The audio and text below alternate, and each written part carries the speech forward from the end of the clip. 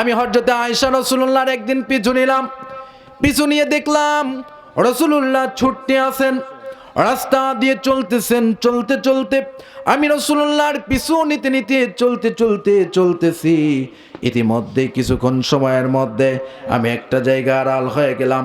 রাসূলুল্লাহ গভীর রজনীতে, রাসূলুল্লাহ জান্নাতুল বাকির মধ্যে গভীর রজনীতে রাসূলুল্লাহ মৃত ব্যক্তিদের জন্য গোরস্থানের মধ্যে যারা শাহীদ হয়ে গিয়েছে রাসূলুল্লাহ ওই সমস্ত ব্যক্তিদের জন্য দোয়া করতেছেন। বলুন সুবহানাল্লাহ।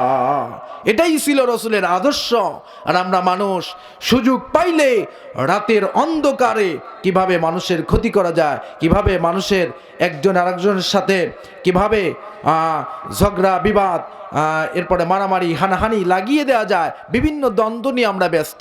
আল্লাহ পাক বলেন ওই সমস্ত মানুষ সবচাইতে উত্তম যারা গভীর রজনী হয়ে যায়। রাসূলুল্লাহ বলেন গভীর রাত যখন হয়ে যায় ওই সমস্ত ব্যক্তিগণ উত্তম আল্লাহর ভয়ে যারা যাই নামাজটা নিয়ে আল্লাহর দরবারে যখন দোকানে হাত বাড়িয়ে দিয়ে আল্লাহর কাছে কান্দে আর আল্লাহকে ডেকে বলে, আল্লাহ দুনিয়ার মধ্যে আমি হলাম বড় পাপাচার, আমি হলাম বড় গুনাহগার, আমার মতো গুনাহগার পৃথিবীর মধ্যে নাই।